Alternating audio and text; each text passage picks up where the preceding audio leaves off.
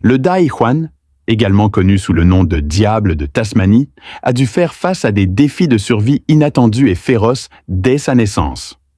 Une Dai Juan peut donner naissance à environ 40 petits à la fois.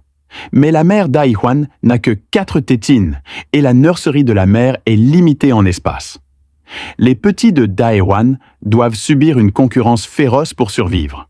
À la naissance, Dai Juan n'a que la taille d'un grain de riz.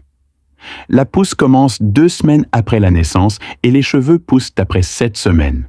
La nurserie est la maison du petit pendant 4 mois.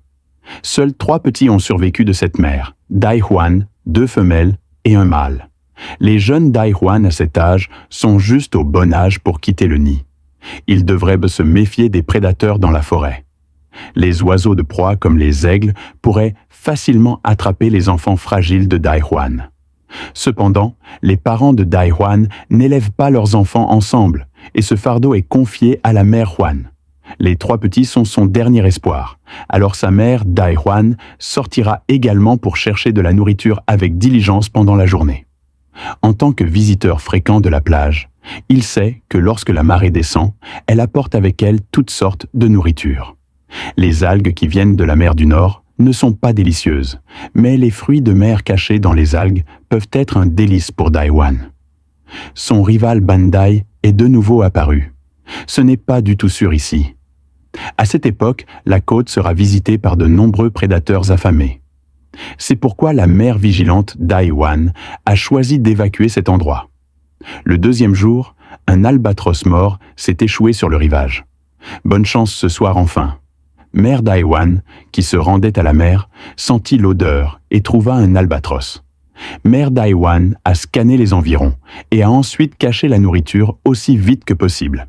Les plumes imbibées d'eau de mer ont rendu l'albatros plus lourd. Mère Dai Juan a tiré un peu lentement, mais aujourd'hui, nous avons finalement eu une bonne récolte. Sous le regard attentif de la mère Dai Juan, les oursons peuvent jouer librement à l'extérieur du nid. Le bruit du jeune Dai Juan peut facilement attirer l'apparition de prédateurs, la mère Dai Juan doit donc les surveiller de près. La curiosité des oursons les poussera à explorer davantage. À ce moment-là, mère Dai Juan sentit soudainement un danger. Elle a crié à ses petits de retourner rapidement au nid. C'était un petit tacheté, et elle pouvait facilement tuer n'importe lequel d'entre eux. Les petits se sont rapidement cachés dans le nid, tandis que la mère montait la garde à l'extérieur. Bandai a encore raté cette opportunité. Enfin, la famille Dai Juan est saine et sauve. Lorsque les oursons ont atteint l'âge de 9 mois, ils ont dû quitter la maison et essayer de s'adapter seuls à la vie à l'extérieur. Ce petit Dai Juan est sorti du nid tout seul. Le papillon a attiré l'attention du petit homme. C'était la proie que Dai Juan pouvait utiliser pour apprendre la chasse. Le petit Dai Juan était très souple, mais sa vue n'était pas bonne.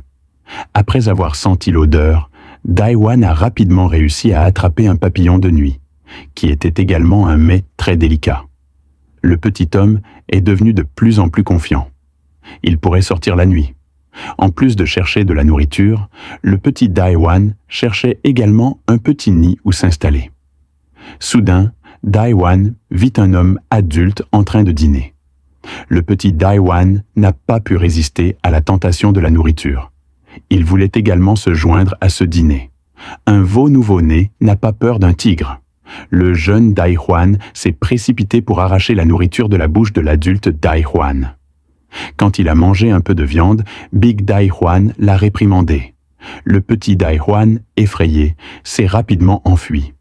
En raison de son poids léger, il pouvait facilement grimper à l'arbre pour éviter la grave blessure de Dai Juan.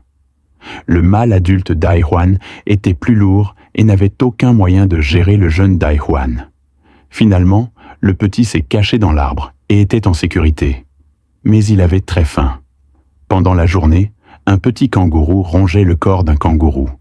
Le petit kangourou avait tellement faim qu'il a eu le courage de se joindre au festin. Le petit kangourou ne l'a pas mis dehors. Tout le monde a mangé sa part. Personne n'aime personne. Le bébé kangourou n'avait pas eu de repas complet depuis qu'il avait quitté sa mère, mais son courage lui a permis de survivre.